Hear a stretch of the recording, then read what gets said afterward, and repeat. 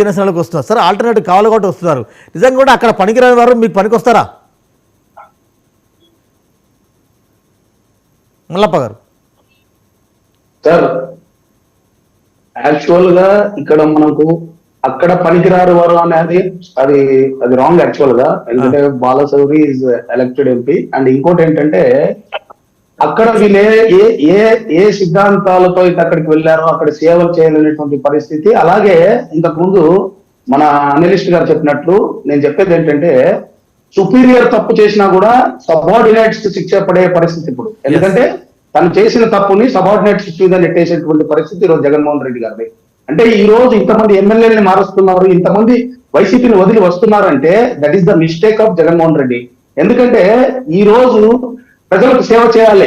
ఏ party వేదిక మీద అయినా కానీ మనం గెలిచి ప్రజలు మమ్మల్ని నమ్ముకున్న తర్వాత వాళ్ళకు మేము సేవ చేయాలని వచ్చినటువంటి ఎమ్మెల్యేలు కావచ్చు, ఎంపీలు కావచ్చు, ఈ రోజు వాళ్ళు జగన్మోహన్ రెడ్డి గారు ఇచ్చినటువంటి స్వతంత్రత, అంటే వాళ్ళు ఏ వ్యవస్థలను మీరు వాడుకోండి, మొత్తానికి నేను బటన్ నొక్కుతున్నాను, కేవలం బటన్ ద్వారా అందేటువంటి సంక్షేమ పథకాల్లో మాత్రమే మీరు నియోజకవర్గ అభివృద్ధి గురించి ఏం హామీలు అయితే ఇచ్చారో వాటిని అంతా తుంగలో పడేయండి అనేటువంటి స్వతంత్రత వాళ్ళకి ఇచ్చారు. దాంట్లో కొంతమంది ఆ ఎమ్మెల్యేలు అవినీతి చేసి ఉండొచ్చు, ఇంకా కొంతమంది ప్రజల్లో అంటే వాళ్ళు ఇచ్చినటువంటి హామీలు నెరవేర్చకపోగా అది ఎవరు, అది దానికి కారకులు ఎవరు? జగన్మోహన్ రెడ్డి గారే.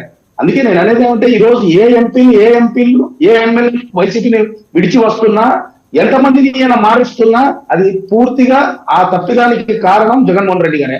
అందుకే నేను అనేది ఏమంటే ప్రజలు తిరస్కరిస్తున్నారు.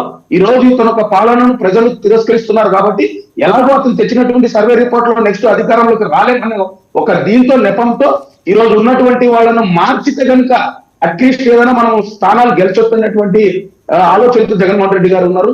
తప్పకుండా ఇదైతే ఇది ఇప్పటి వరకు ఎమ్మెల్యేల వరకు కొనసాగించారు వెంకట గారు. నెక్స్ట్ ఎలక్షన్ సమీపిస్తే మీరు చూడండి, వైసీపీ ద్వారా గెలిచినటువంటి సర్పంచులు, ఎంపీటీసీలు, కౌన్సిలర్లు, చైర్మన్ కూడా రివోల్ట్ అయ్యేటువంటి పరిస్థితి.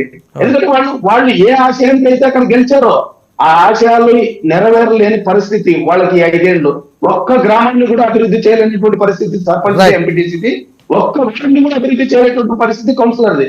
మీరు ఇంకా ముందుకు influence Pteris crocodile festival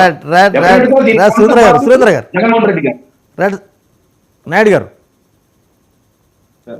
sir ఇప్పుడు అది యాక్చువల్లీ వైసీపీ పార్టీ వాళ్ళ పార్టీ వ్యక్తిగత అది మార్చడము పెట్టడం అనేది. కాకపోతే నా బాధ అంతా ఏమంటే ఎవరినైతే మారుస్తున్నారో ఈ మార్చే లిస్ట్ అంతా చూడండి, బలహీన వర్గాలనే మారుస్తున్నారు. ఒక సామాజిక వర్గాన్ని కదిలించడం లేదు, బలహీన వర్గాలనే ఇక్కడ నుండి అక్కడికి, అక్కడ నుండి ఇక్కడికి దాదాపు 60 మంది మారుస్తున్నారు. మాకు ఉమ్మడి చిత్తూరు జిల్లానే తీసుకుంటే తిరుపతి ఎంపీని తీసుకెళ్లి సత్యవేడు వేస్తున్నారు, సత్యవేడు ఎమ్మెల్యేని తీసుకొచ్చి తిరుపతి ఎంపీకి వేస్తున్నారు, అదేవిధంగా మంత్రిని తీసుకొచ్చి చిత్తూరు ఎంపీగా వేస్తున్నారు. ఇవి ఎందుకు ఆ విధంగా అంటే వాళ్ళ మీద ఆడ వ్యతిరేకత ఉంది కాబట్టి ఆ పక్కకు పోతే ఏదో ఆ వ్యతిరేకత మాసిపోతుందినా? ఇప్పుడు సామాజిక మాధ్యమాల్లో వీళ్ళు చేసినటువంటి అవినీతి చక్కర్లు కొడుతుంది కదా, ఎక్కడికి వెళ్ళినా ఈడ పనికిరాని ఇంకొక దగ్గర పనికి వస్తుందని మనం ఎట్టనుకుంటాం. కాబట్టి వాళ్ళు ఏదో ఆలోచనతో చేయాలనే ప్రయత్నం చేస్తున్నారు. ఆ ఆలోచన అనేది 100% బెడిసి కొడతాది. ఇందాక మనం చర్చించుకున్నట్టు ఎన్నికలు సమీపించే లోపల వైసీపీ పార్టీ అనేది పూర్తిగా ఖాళీ అయిపోతుంది. అది దొంగబడిపోయింది పడవ. కాదండి వారు ధైర్యంగా 4 లిస్టులు ఇచ్చారు.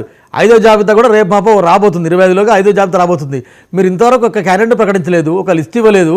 రేపు ఇదే లుకలుకలు మీలో ఉండవా, మీ పార్టీలో ఉండవా?